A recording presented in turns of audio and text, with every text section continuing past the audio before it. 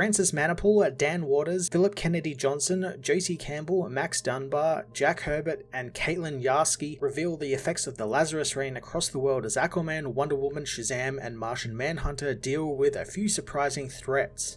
Francis Manapul, Dan Waters, Philip Kennedy Johnson, and Josie Campbell explore some pretty fun characters and how the Lazarus Rains are affecting them and the people around them, building up a set of stories that will play out over the course of the event and maybe even beyond. Probably the most interesting thing this issue does is pretty much revive all of these heroes, as Aquaman, Martian Manhunter, and Billy Batson kind of been absent or relegated to backup stories and stuff like Action Comics, or having small mini-series that are set kind of out of continuity. This, however, gives them some new interesting plots to deal with the promise that maybe we'll see them a bit more in the event and most likely in the upcoming Dawn of DC books, especially Shazam, seeing as that he's getting a brand new series. The Wonder Woman story by Philip Kennedy Johnson piqued my interest since I like the idea of Diana trapped on her homeland and forced to fight armies the Amazons fought in the past, and forced to fight battles they have already fought and won before. It's a fun premise, and hopefully we get to see it bleed over into her ongoing. My one nitpick, however, is that Yara Flor, the new Wonder Woman, is on the cover of the issue, but isn't actually part of any of these stories. So, like, why is she there? Especially when every other story in the book is represented on that cover, so it feels like maybe she was meant to be part of that Wonder Woman story, but was dropped or just seemingly forgot about, since they've been doing that quite a fair bit lately with Yara. Ever since her book sort of ended and, like, interest for her, I guess, dried up, they've just completely dropped her as a character in this universe, and we only ever see her every now and then. Francis Manapul, Max Dunbar, Jack Herbert, and Caitlin Yarsky help tell these new and interesting stories with some great looking artwork, all of which is brought together by the Lazarus Rains, tinging everything in a sickly green colour. Max's work on the Manhunter storyline was some really great body horror centric stuff, and I love the use of Manhunter's shape-shifting powers to help convey Doomsday's rise from the grave. Lazarus Planet, We Once Were Gods Issue 1 was a great set of stories that expanded the reach of the Lazarus Rains and their effects on heroes both magical, alien, and technologically advanced, setting up some really cool new stories with some recently overlooked heroes. I'm going to give this issue an 8 out of 10.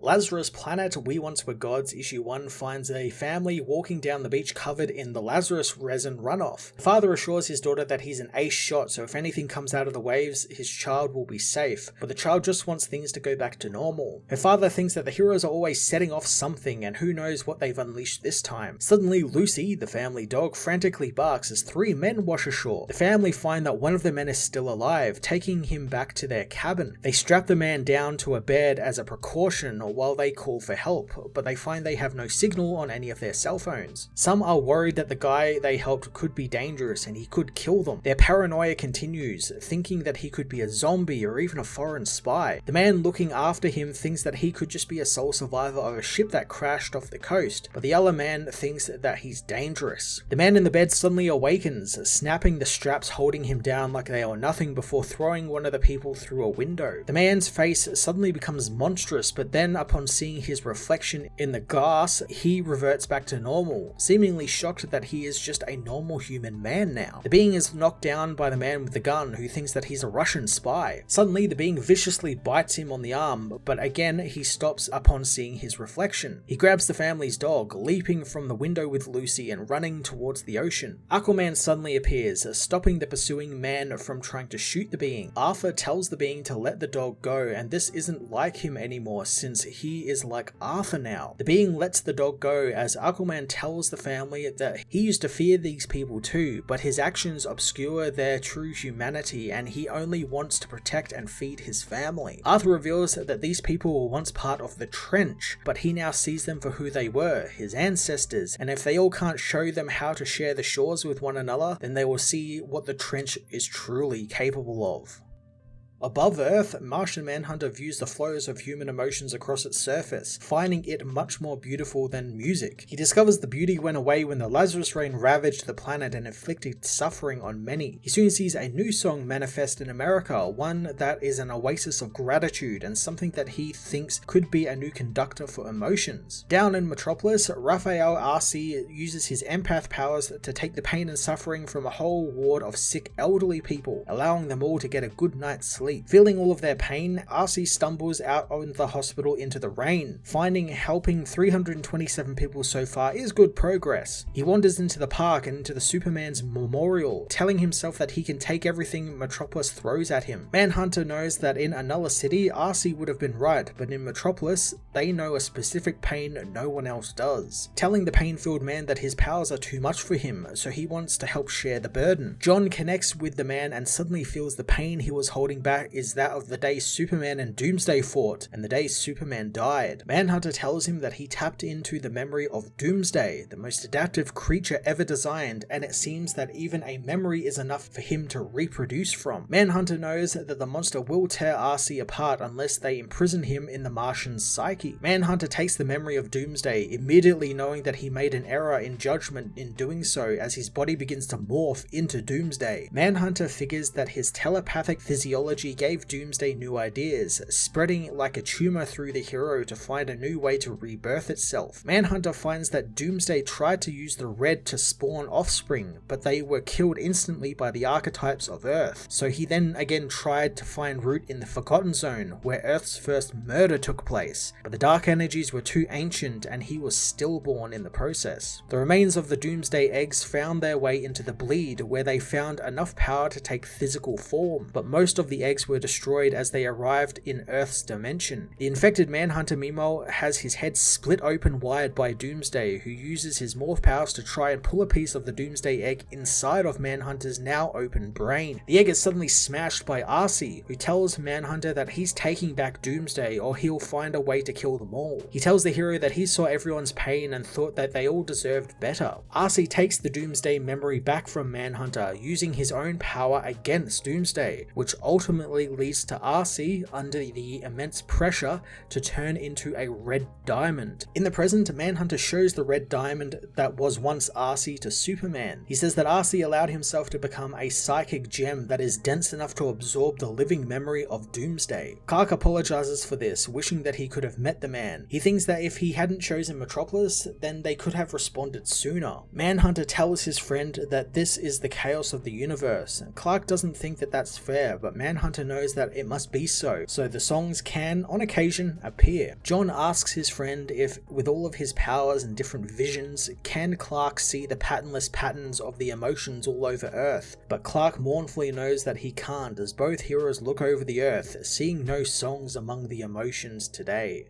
Deep in Themyscira, Magala sings the song about a warrior who never returned to his loved one. A voice from a Lazarus-imbued well sings back, saying that they have returned to wed the wife they left behind. Wonder Woman meanwhile spars with Bia on the Paradise Island beaches, dodging the warrior's thrusts. Bia loses her footing in the surf, so Diana helps her friend up, noting the green residue on Bia, and thinking that maybe the winds washed some of the foul rain from the mainland to them. Diana commends her friend for the reverence she shows for Themyscira and her sisters, but she mustn't let the place's history weigh her down. Suddenly Bia disappears, and thinking that she was swallowed by the ocean, Wonder Woman dives in after her. Diana finds that Bia was taken by the army of Theseus, who, along with the warrior himself, have risen from the dead thanks to the Lazarus Rain. Theseus says that the war dead do not sleep, and Bia will soon learn that along with the rest of the Amazons.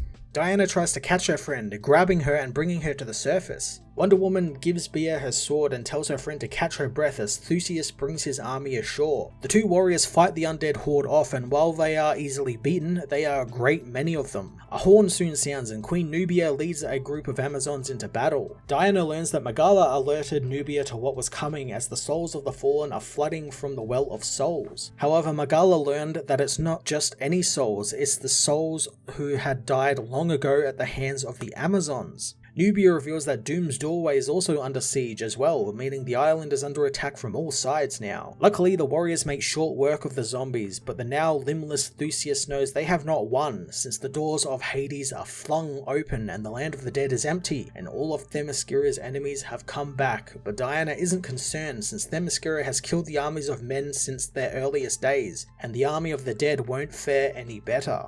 In Washington DC, Malik tries to reach Black Adam, telling him that his powers continue to fail. Malik is soon confronted by Shazam, who demands Black Adam come talk with her. Malik fills Mary in on who he is and how he is Teth Adam's heir, and Teth is now gone, so maybe he thought that she might know where he is. Mary doesn't take the news of Adam being gone well, knowing that he was in her vision. She then realizes the vision was leading her to Malik, wanting his help to break into the Rock of Eternity. Hoppy tells Malik that Billy, the former Shazam, is trapped in the rock, and thanks to the Lazarus Rain, any spells or enchantments around the rock can now be broken, and Mary's vision saw them breaking Billy out. Malik is mostly amazed that the rabbit can talk, but refuses to get involved in the madness since he didn't ask for Adam's powers, and his priority is his job at the hospital. Mary refuses to give up, even if Malik won't help, reminding him that if this was his family, wouldn't he do anything to bring his brother home? Despite not wanting Mary to guilt trip him into joining, Malik relents and joins Mary in the sky, asking how they're gonna find the Rock of Eternity. Mary grabs Malik's hand and says her magic word, however Mary changes back to her normal human form.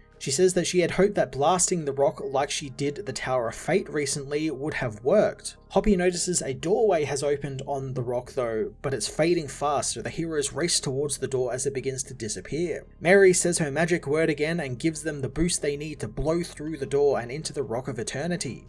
Malik isn't sure this is what the rock is supposed to look like, and Mary confirms that something is amiss. Billy appears, telling them that it's because of the Lazarus volcano and the heroes are not meant to be there. Mary rushes to hug her brother but phases through him, as Billy says that the Wizard's new champion and heir to Black Adam are not welcome there, smashing the ground and causing the heroes to stumble and fall. Billy says that he has not captured all of the escaped prisoners yet, and the rock has grown stronger, so no one will be allowed to escape, not even with the powers of the Wizard. More Shazams appear and attack Malik and Mary, as Hoppy tells them that Billy is bound to the rock and it means that he has access to all its magic, so he isn't as weak as Mary and Malik are now. Billy blasts the heroes with the Lazarus infected lightning, as Mary realizes that none of these are actually the real Billy and they're all illusions, and he is actually trapped at the heart of the rock. Hoppy tells her that the magic feels bigger and stronger when they go up towards the floating rocks, so Mary has Malik use his weakened strength to boost her into the air, allowing Mary to smash into a floating rock above them. Inside, Mary finds Billy imprisoned, but Billy demands that she leave before the rock can capture her. The infected magic tries to trap Mary, and Billy reveals that the Lazarus Rain made the magic bind that is keeping him there more hungrier and bigger. Mary frees herself from the chains, wishing that he had explained that instead of attacking them. Billy says that he needed to warn her away before the rock took her, since